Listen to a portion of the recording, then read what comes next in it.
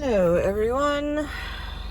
I feel like I'm doing these taxi cab confessions now because it seems like my vlogs have been in the car because I feel like I've spent every freaking living moment at Newton Wellesley lately and I'm just really sick of it.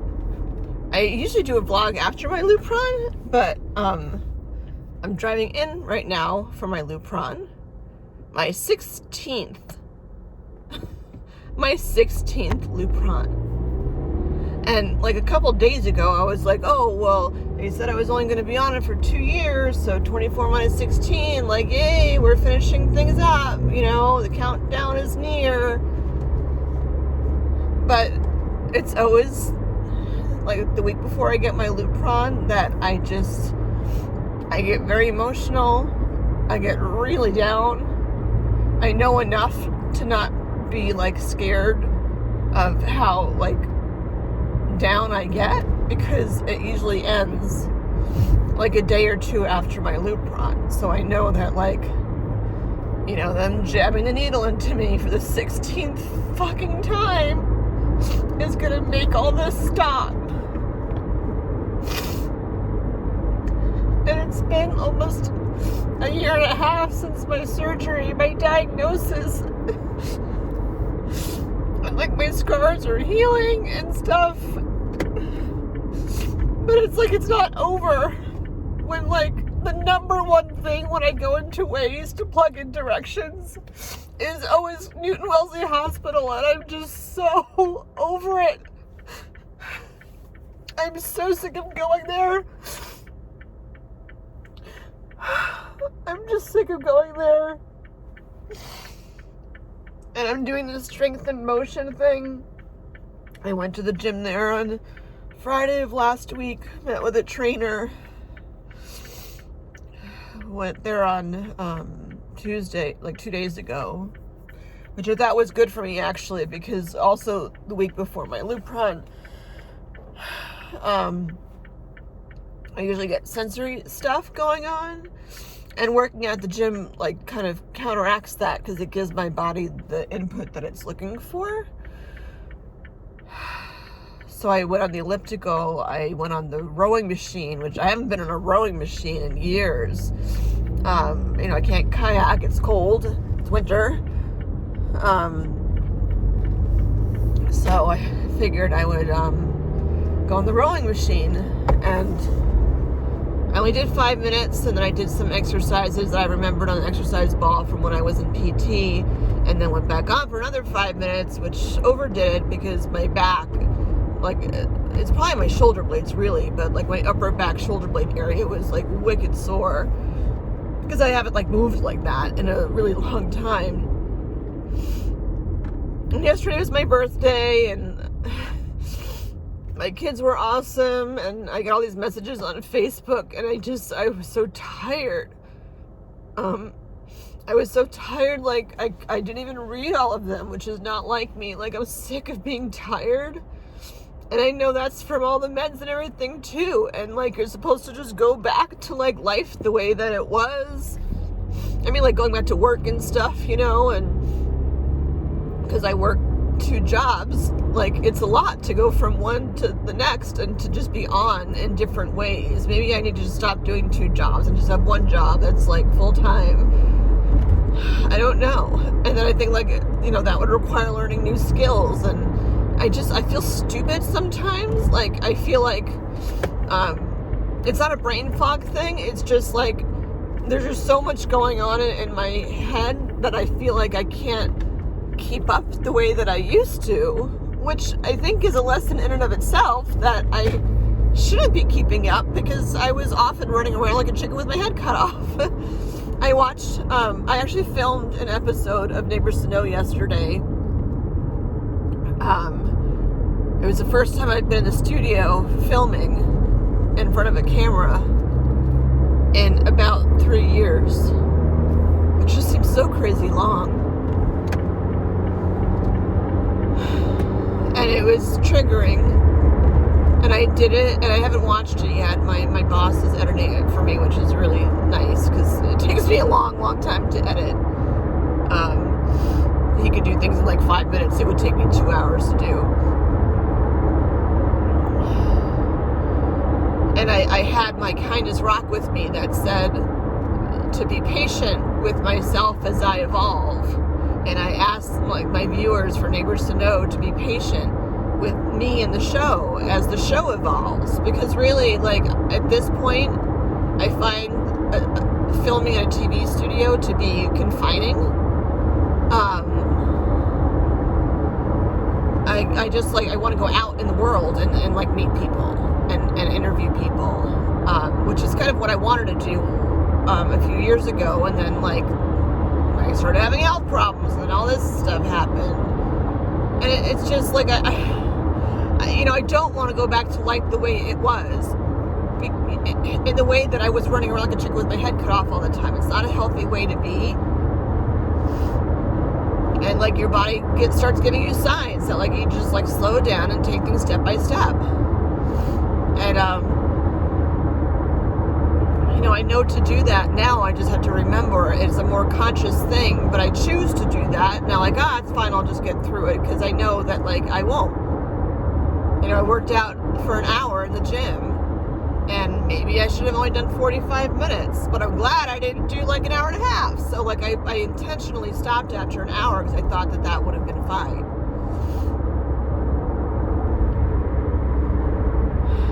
But, like, so many people, I feel like people that aren't cancer survivors, I should say, when they know that you don't need chemo and radiation, they just figure, okay, you're good, you had your surgery, here's your new boobs, like, move along. And that's just not what it's like. Like, I have a sports bra on right now, and, like, I don't have nipples. I don't need the cups on the outside, the cups that, like, slide into your bra, because it's a sports bra. There's, like, no wire. I don't intend on wearing a wired bra again. I say that now, but who knows? But the cups are, the bra fits me fine. If anything, it's a little bit big. I have to, I think I got it not too long after surgery. It's a front zip. But the cups that go on the inside, like, I still keep them in. Mostly they're there to cover, like, your nipples showing, and I don't need that because I don't have nipples, but I still keep them there to keep the rounded shape of my boob, because I notice that my left boob is flatter than my right one. Anyone else that's looked at them, nobody else notices, but I notice.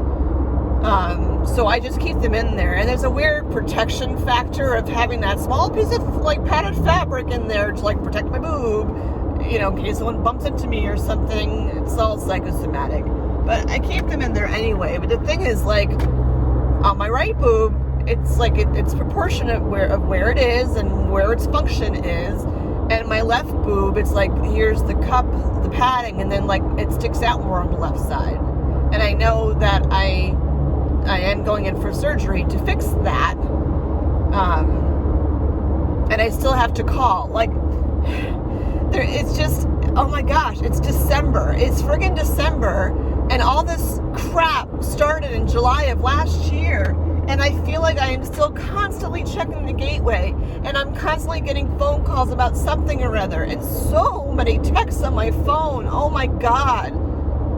Because COVID's still a thing. Like, I get, there's reminder texts that I get about my appointments. And then there's a reminder to fill out the COVID checklist. And then there's another thing that asks you, like, the COVID questions, even though they already sent you the COVID checklist.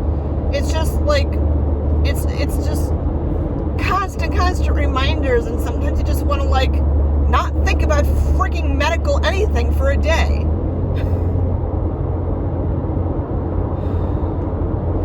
Tired of it all. And I know, like, I'm crankier than usual because I'm going in for the Lupron, but, like, I'm tired of this. I would rather be sitting behind my computer doing work right now instead of having to take a break from work and have to come back to it later to drive in, and to get this stupid freaking shot. And, like, I'm tired of it. Like, I'm not giving up. It's not that. I'm just, like, I'm tired of this pattern.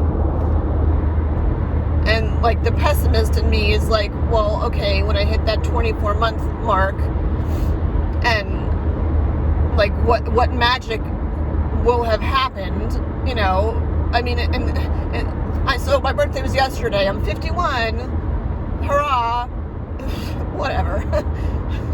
But like, what magic is going to happen from 49 to 51? Like 49 when I had my cancer to 51 when I don't. Like after 16 injections, does that mean like boom, your body's just going to be in menopause, no more Lupron needed? Pessimism Jen thinks that they're going to say, you know, they're going to stop the Lupron, see what my body does. I'm being so pessimistic here, but this is just what's in my space. You know, they're going to take me off, see what happens. I'm going to get my period, like, wicked hard, because I haven't had a period in a year and a half, or a little bit less than a year and a half. Well, 16 shots ago was when I got my last period. I don't know why I'm laughing. I don't know. Maybe I won't get a period. Who knows? They say that it takes, like 6 or 7 years is the average amount of time, like the whole menopause like process. And I was perimenopausal before all this stuff happened. But I also had Mirena in me at the time too, and the Mirena was keeping things under control. Mirenas emit hormones, so as soon as I found out about the cancer, like, whoop, out the Mirena went. So I don't know what to expect. I don't know what my body's doing. And my torso is just, I've been eating more like junky food because it was my birthday. So I had cake and I had wine and I went for Italian with a friend yesterday and like, we got tiramisu. Like I'm just eating more things. And in general, I did lose 6 pounds. This is what I mean. Like, and then I forget what the heck I'm saying. My abdomen. Yeah, like my torso. Like, I'm not like bloated and stuff. It's just still this weird shape I have between my belly button and underneath my boobs. And I feel like my uterus is just not happy with me because of all the stuff that's been going on. And I know that my uterus is enlarged, and I've heard that it will go back down to normal once menopause is over. I will go in a few months for an ultrasound of my uterus to see how it's doing. I don't know. I'm just tired of all this. I'm just tired of all this. Like, clearly I got myself all done up to go to the, you know, I used to. I'm sure I vlogged about it.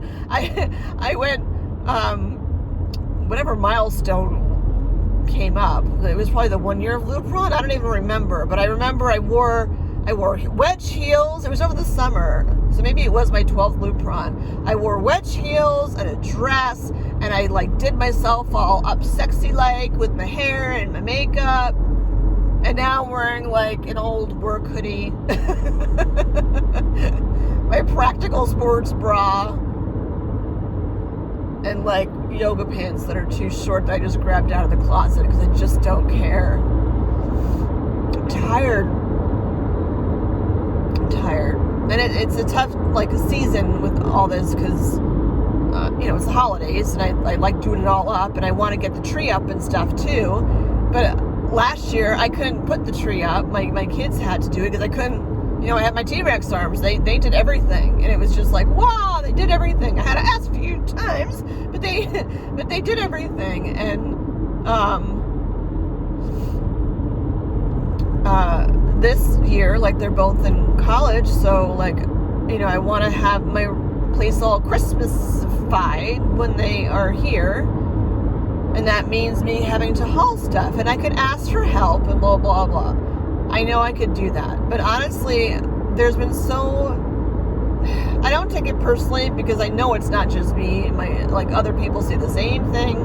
You know, people are like, oh yeah, I can help, and they're like, what day? Come Saturday. Sure. Saturday rolls around. Oh, can't come. I'm just like tired of all of that and the bailing and stuff.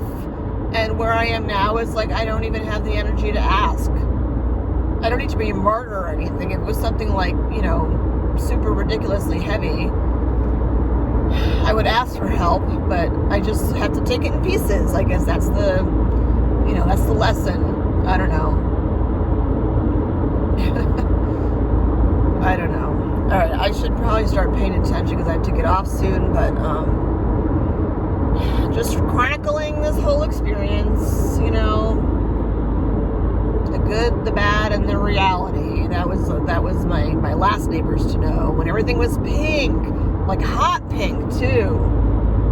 It was so funny because in my neighbors to know journal, like where I write down stuff about my guests and things I want to ask and just things that are on my mind. I haven't opened it. The last date on there was February of 2020. I did a Facebook episode through Zoom right around Valentine's Day. I had cancer then, didn't know it. Anyway, the last thing that it says in the book is choose green, not pink. And it says that because my intro and the graphics, they're all pink. Not because I like pink, just the template would happen to be pink. But my logo is like this soft, like earthy teal, not teal, it's like a green, a light shade of green. It's really pretty. But I meant to change all of the intro and all the graphics and stuff to the green instead of that pink. And it was just kind of interesting because pink is like breast cancer color. And, here I am, like, I don't want to, I don't want pink. And it was interesting too because when I went for my scans and I wore the teal colored Johnny, and I'm like, choose green, not pink. And it was just weird to open up my journal and say, choose green, not pink. I don't know. So I'm going in, I get the discounted cancer parking. Woohoo! It's only $4 instead of potentially $6. I get it valeted. I have to get my fob out.